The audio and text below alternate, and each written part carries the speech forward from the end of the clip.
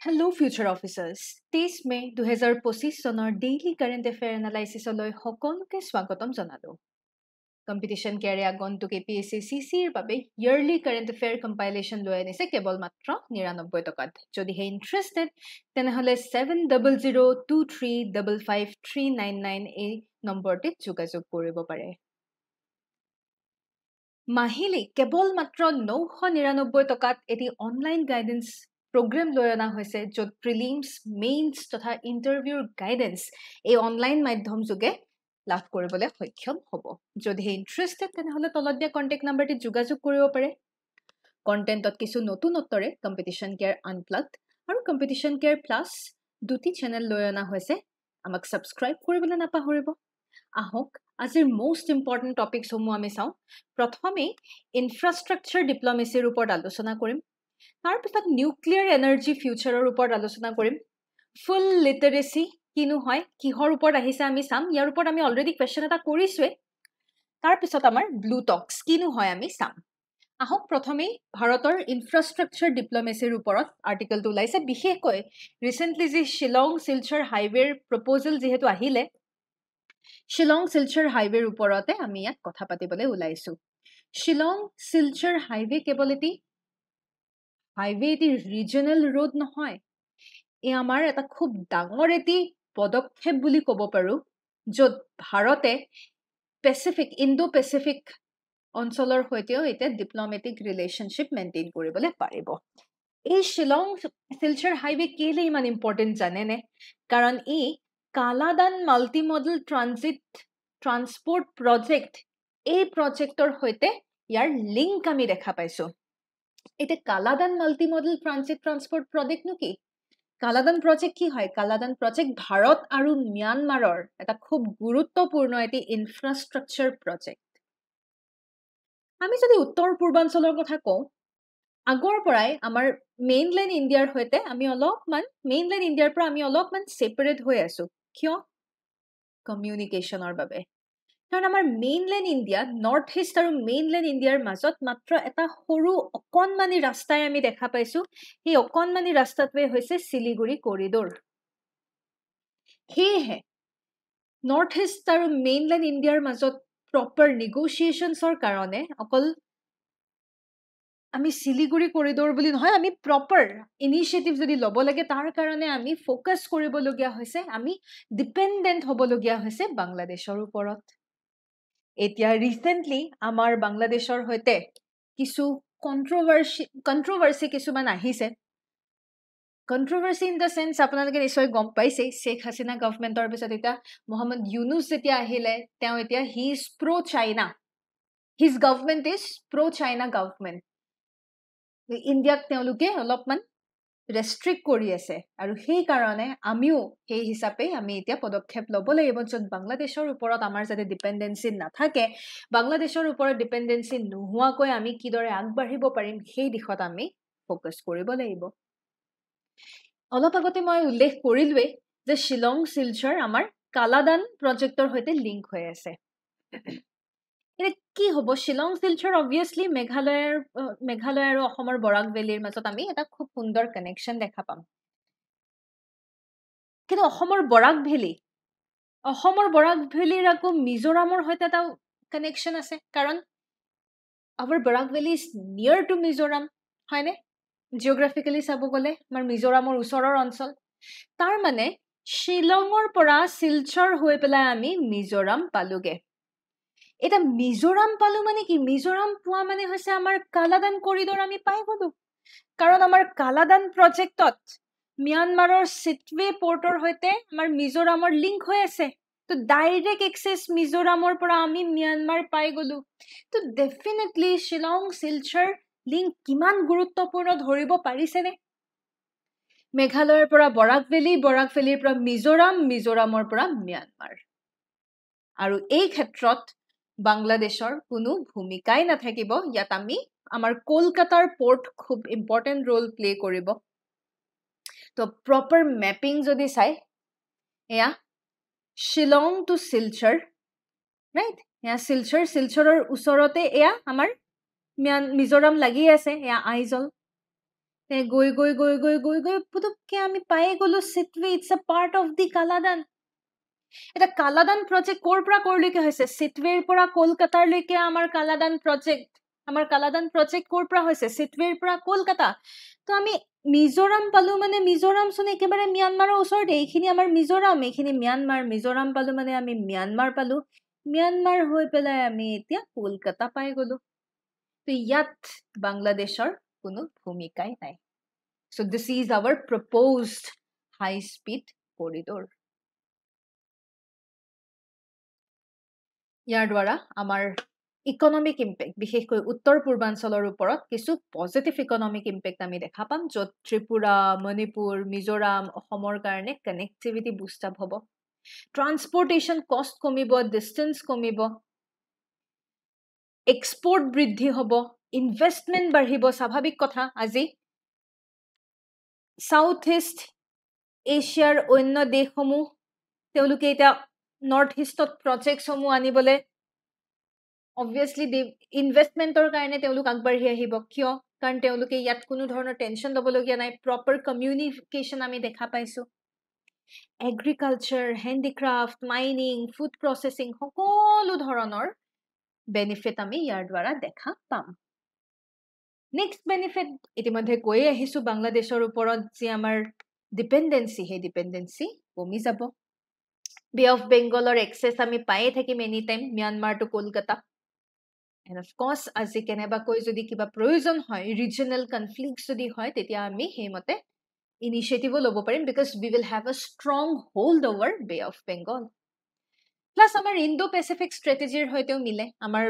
এটা খুব important vision এটা আছে ভিজন কি আমি ইন্দো পেসিফিক অঞ্চলৰ হৈতে ফ্ৰী ওপেন আৰু ইনক্লুসিভ ভিজন এটা ৰাখিছো যাতে সেই অঞ্চলৰ হৈতে পেসিফিক অঞ্চলৰ হৈতে আমি ভাল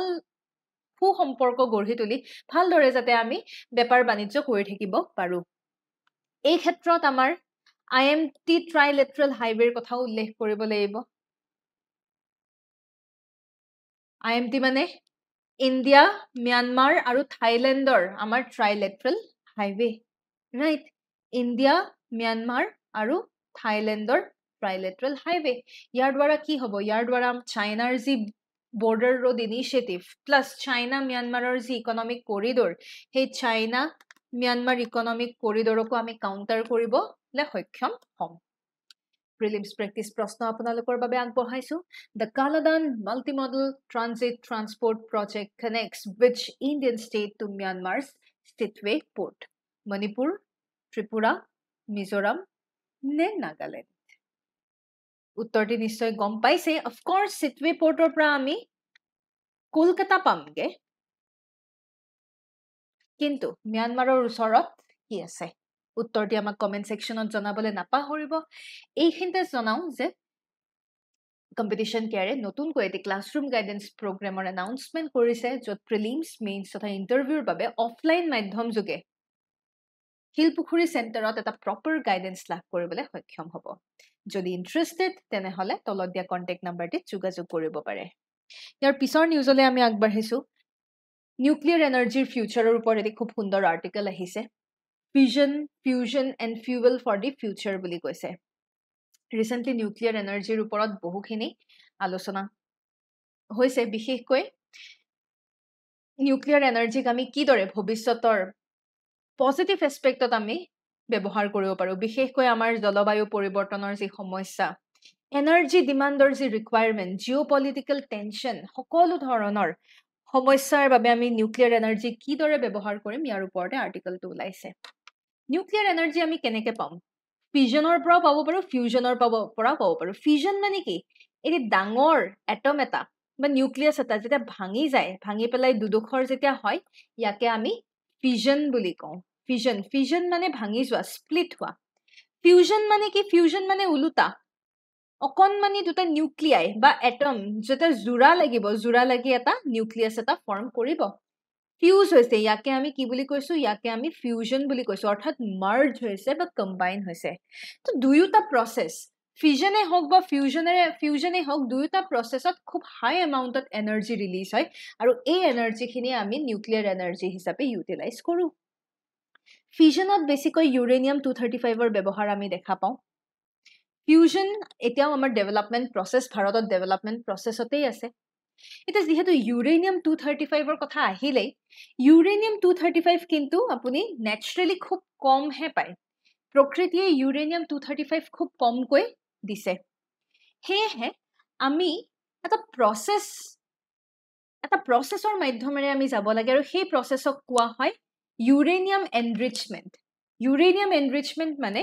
ইউৰেনিয়াম 235 ৰ কনসেন্ট্ৰেশন বা পাৰ্সেন্টেজ আমি ইনক্ৰিজ কৰাও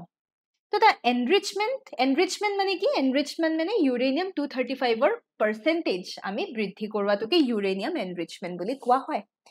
এটা ইউৰেনিয়াম 235 প্ৰকৃত একচুয়ালি থাকে 0.7% অকল ঠিক আছে ন্যাচাৰালি আপুনি মাত্ৰ 0.7% পাব 0.7% পৰা আপুনি যদি 20% পৰ্যন্ত পাৰ্সেন্টেজ যদি আপুনি ইউৰেনিয়াম 235 ৰ পাৰ্সেন্টেজ যদি ইনক্ৰিজ কৰিব পাৰে মই পুনৰ কৈছো 0.7% আপুনি ন্যাচাৰালি পাব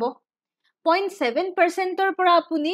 20% পৰ্যন্ত যদি ইনক্ৰিজ কৰিব পাৰে তেতিয়া হলে আমি ইয়াক কও লো এনৰিচড ইউৰেনিয়াম মনত ৰাখিব ইয়াক আমি কি বুলি কও ইয়াক আমি লো এনৰিচড ইউৰেনিয়াম বুলি কও যিবোৰ আমি নিউক্লিয়াৰ ৰিয়েক্টৰ সমূহত ব্যৱহাৰ কৰো আনহাতে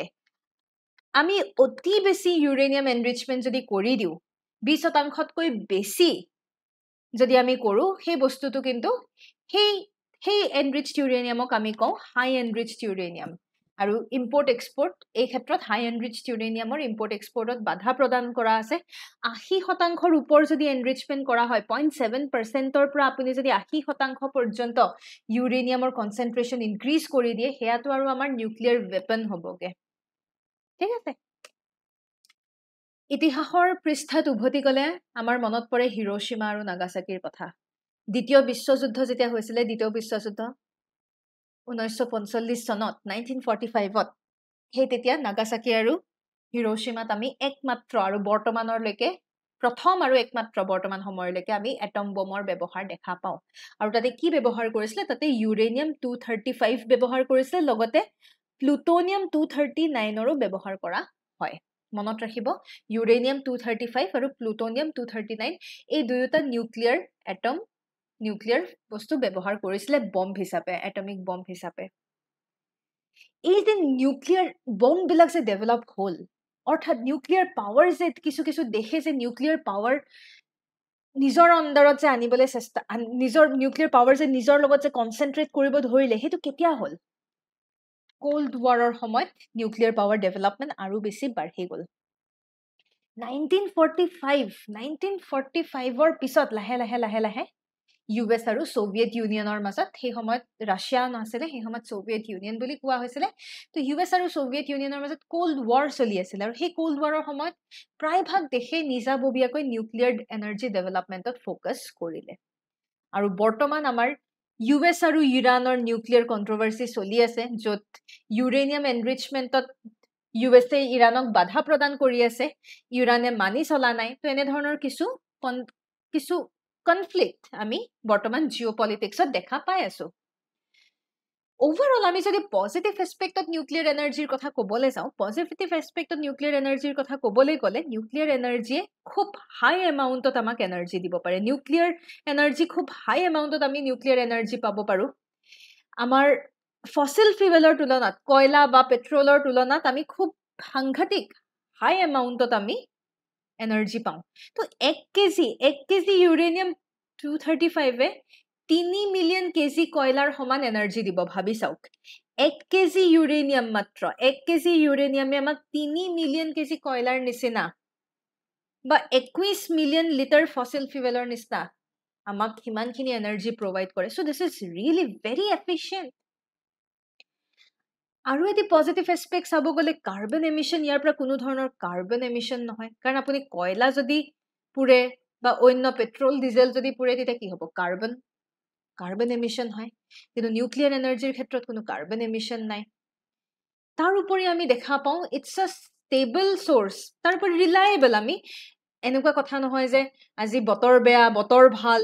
জিওপলিটিক্সত দাম কমিছে দাম বাঢ়িছে আজি যিদৰে কেতিয়াবা জিওপলিটিক্যাল টেনশন হলে আমাৰ কি হয় সোণৰ দাম বাঢ়ে সোণৰ দাম বঢ়াৰ লগে লগে আমাৰ ক্ৰুড অইলৰ দামো বৃদ্ধি পায় নিউক্লিয়াৰ এনাৰ্জিত হেবোৰ চিন্তাই নাই ইনফ্লেশ্যন হোৱাৰ লগে লগে সোণৰ দাম বাঢ়িছে কেনেকে আমাৰ লগতে ক্ৰুড অইলৰ দামো বাঢ়িছে তো জিঅ'পলিটিকেল টেনশ্যনত এইবিলাক আহি পৰে ফসিল ফিউয়েলৰ কথা কিন্তু নিউক্লিয়াৰৰ ক্ষেত্ৰত আপোনাৰ চিন্তা নাই কাৰণ নিউক্লিয়াৰ প্লেণ্ট এটা আপোনাৰ নিজৰ দেশত থাকিব আপোনাৰ অঞ্চলত থাকিব যদি আপুনি আত্মনিৰ্ভৰ হৈ পেলাই থাকিব পাৰিব কোনো গ্লোবাল মাৰ্কেটে ইয়াত কোনো ধৰণৰ ইম্পেক্ট পেলাব নোৱাৰে কিন্তু সমস্যা আছে চ্যালেঞ্জেস বহু ধৰণৰ চ্যালেঞ্জেস আজি যিবোৰ ৰেডিও এক্টিভ ওয়েস্ট ইয়াৰ পৰা উলাই সেই ৰেডিও এক্টিভ ওয়েস্ট সমূহ সাংঘাতিকভাৱে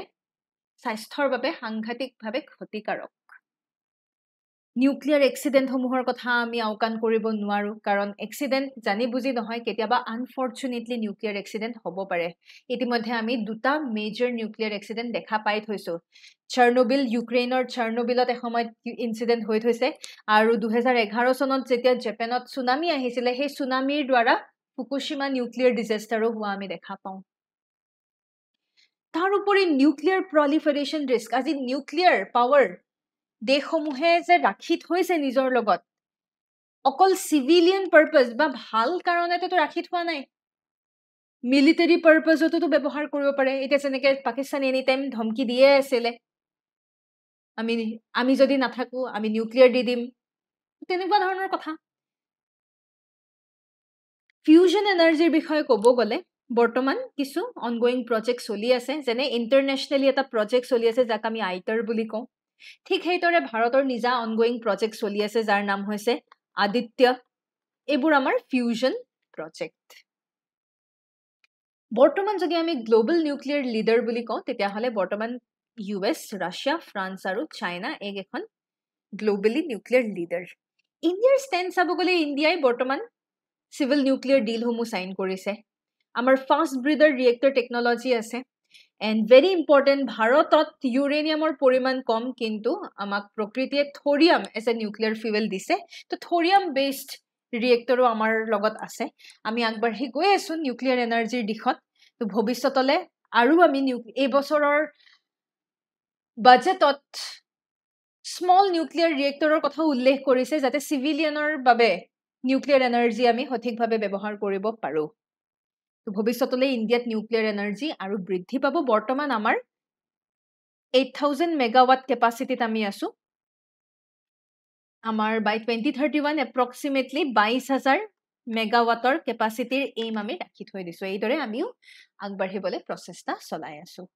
প্ৰিলিমছ প্ৰেক্টিছ প্ৰশ্ন এতিয়া আপোনালোকৰ বাবে with reference to nuclear energy production consider the following statements Uranium-238 is a primary fuel used in nuclear power reactor.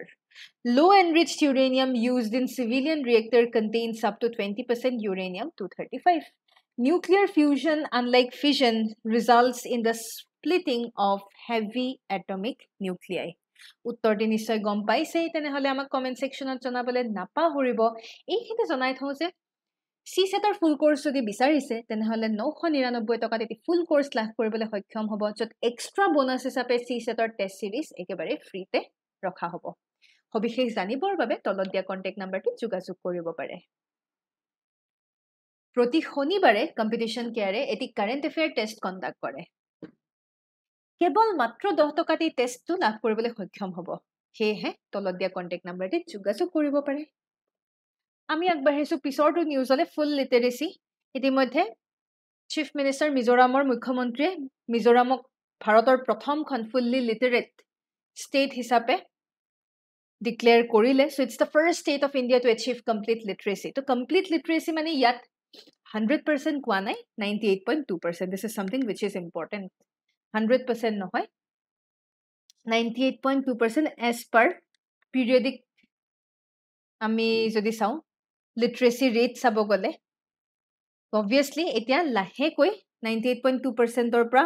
বাকি আৰু অলপ ইনক্ৰিজ হৈ পেলাই অকনমান স্লাইটলি ইনক্ৰিজ হৈছে but approximately 98.2% literacy is almost its full literacy rate বুলি ক'ব লাগিব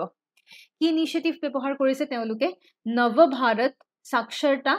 কাৰ্যক্ৰম উল্লাসৰ অন্তৰ্গত উল্লাস মানে understanding lifelong learning for all in society ইয়াৰ পিছত আমি আগবাঢ়িছো ব্লু টক্স ভাৰতে ফ্ৰান্সৰ হৈতে ফ্ৰান্স আৰু কোষ্টাৰিকাৰ হৈতে কোলাবোৰেচনৰ মাধ্যমেৰে দ্বিতীয়খন ব্লু টক্স লৈ আনিছে ব্লু টক্সনো কি হয় আমি চাওঁ ব্লু টক্স ব্লু মানে কিবাটো মেৰাইনৰ হৈতে জড়িত সাস্টেইনেবল ওশেন ইউজৰ বাবে এয়া এখন প্লেটফৰ্ম য'ত চৰকাৰ বিজ্ঞানীসকল সিভিল সোসাইটি সকলোৱে একেলগে আগবাঢ়ে আমি ওশেন ইউজ কিদৰে সাস্টেইনেবলি যাতে আমি কৰিব পাৰো সেই তাকে আমি ব্লু টক্স বুলি কওঁ কোড হৈছে নিউ দিল্লীত হোষ্ট কোনে কৰিছে মিনিষ্ট্ৰি অফ আৰ্ট সায়েন্সে হোষ্ট কৰিছে তাৰ হৈতে এম্বাসিজ of France and কোষ্টাৰিকাৰ হৈতে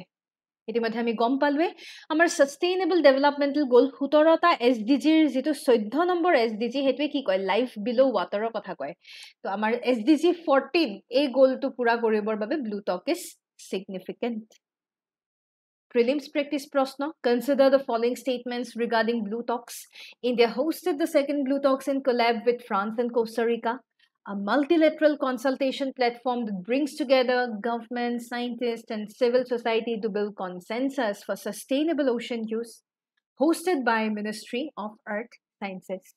Uttorti amak comment section on janabo pare. Aru ekhinte kalir prelims practice prashna homuhor uttor homu sao ahok. Recently, Banu Mushtaq's Heart Lamp became the first book in which Indian language to win the International Booker Prize. Kali ami itimodhye pohisile Kannada. Ahom cabinetor kisu guruttopurno decisionor upor ei proshnotu asile. Assam Solar Power Generation Promotion Policy aims to generate 3,500 megawatt capacity by 2030. Buddha. Khonikor Stadium Dibrugarhor etia Ahomor ataitকৈ ডাঙৰ stadium rupe upgrade kora hobo. Buddha. Prothom concert Assam's concert tourism policy অন্তৰ্গত ক'ত হ'ব যোৰহাট নহয় ক'ত হ'ব গুৱাহাটীত হ'ব ডিসেম্বৰত হ'ব ৰাইট স্টেটমেন্ট 3 ভুল আমি উত্তৰ শুদ্ধ উত্তৰ পাই গলো ইয়াৰ পিছৰ প্ৰশ্নটো আছিল ট্ৰেকোমাৰ ওপৰত a contagious bacterial eye disease caused by Chlamydia trachomatis bacteria হয় শুদ্ধ spread via direct contact and vectors like flies getting discharged from infected eyes or nose in WHO India officially ট্ৰেকোমা eradicate হোৱা এখন দেশ বুলি ইতিমধ্যে announcement দিলে certificate provide কৰিলে তিনিওটা statement শুদ্ধ আমাৰ শুদ্ধ উত্তৰ option D এয়াই আছিল আজিৰ সবিশেষ কিবা ইনকুৱাৰি থাকিলে আমাক কন্টাক্ট নম্বৰটি যোগাযোগ কৰিবলৈ নাপাহৰিব ইয়াকে কৈ ধন্যবাদ জয় আই অসম